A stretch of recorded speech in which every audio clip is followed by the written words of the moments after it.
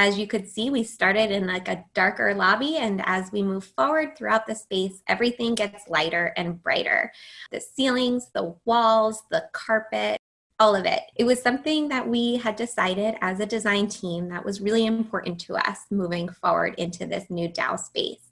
We have 644 full-time employees who use the ROB as their full-time duty station. And we are a mostly mobile environment with only a few select groups that are assigned a desk. But right here, I wanted to kind of pause real quick to talk about these lockers.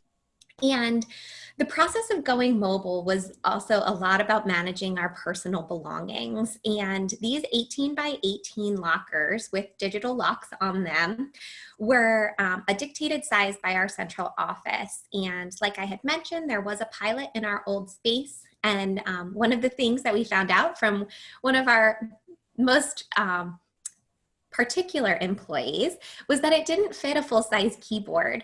And it was something that we found to be very upsetting, that if we were going to be this mobile free address community, how could we not fit a full-size keyboard into our dedicated space?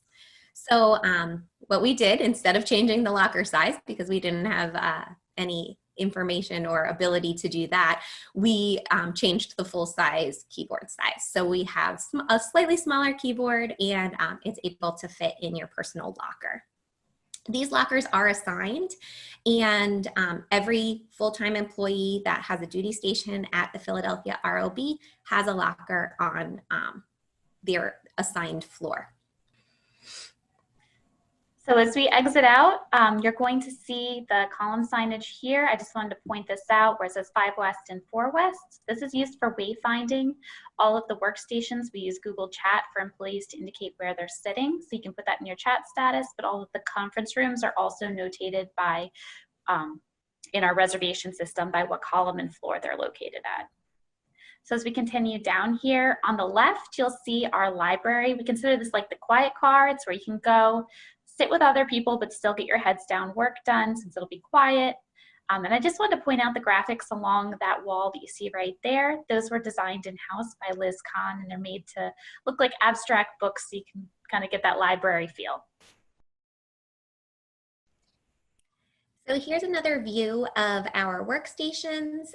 These are what we consider benching workstations on the left, and they are smaller, only 4 by 6. They have minimal storage, but again, being a mobile environment, we haven't really noticed a need for too much personal stuff.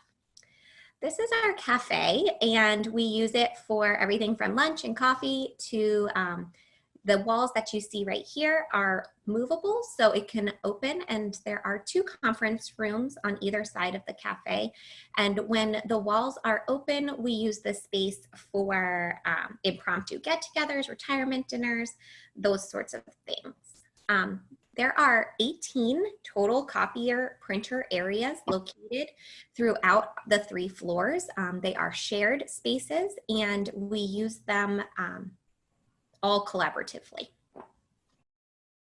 So as we continue down this hallway, I just want to point out the conference rooms that you see with the rectangular windows. Those are some of our 4-person conference rooms. That's the majority of what we have based on those occupancy surveys we had prior to the move.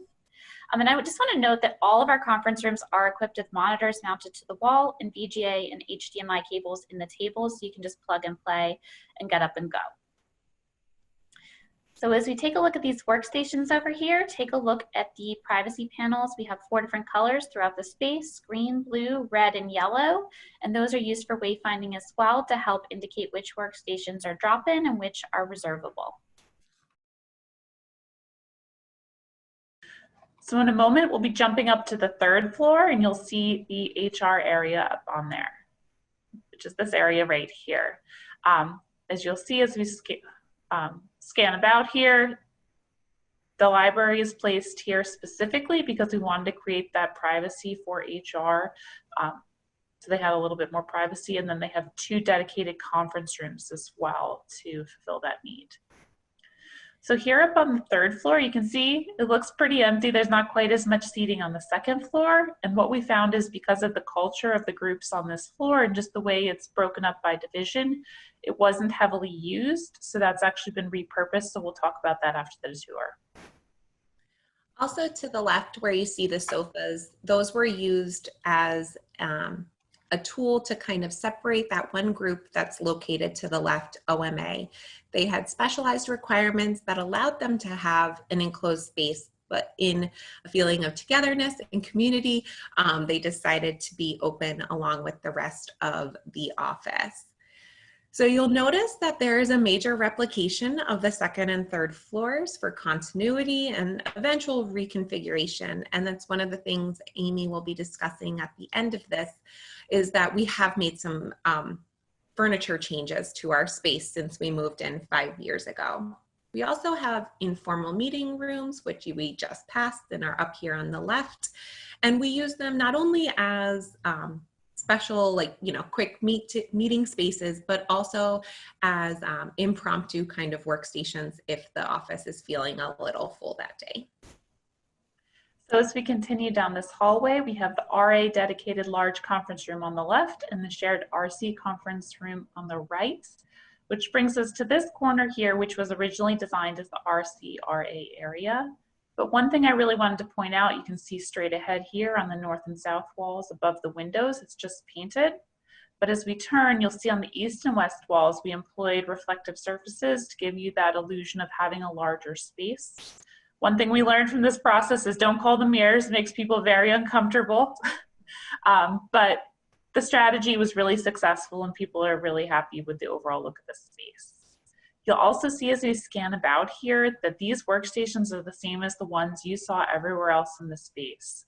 So despite title, everyone has the same workstation. We really use that top-down approach to gain buy-in with our end users.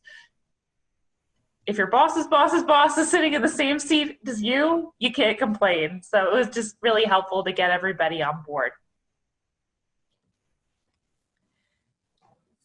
So moving forward again, it's more of the open office area, and you'll see a focus room with a barn door to the right here. And those are what we use as like telephone booths. They are 1 to 2 person rooms where you can do heads down work or take a phone call, private or professional. We know that everybody has things to do during the day, but they are not private offices. Up here to the right where the blue light is what we call our living room. And it was a space that we designed to kind of take into account a casual, informal gathering space, but also incorporating different ways of working. So we have monitors and the ability to project drawings or information up on the smart screens, but also that back wall that's showing as white is a whiteboard where you can, write your notes down and kind of just put a pen to paper and have an old school way of working as well. We'd like to incorporate both different types of working to encourage people to use the space in different ways. All righty. So as we return down to the entrance, we just want to thank you for joining us for this virtual tour. I think this is our first one so far, I'm sure of many, but we just want to thank you for joining us.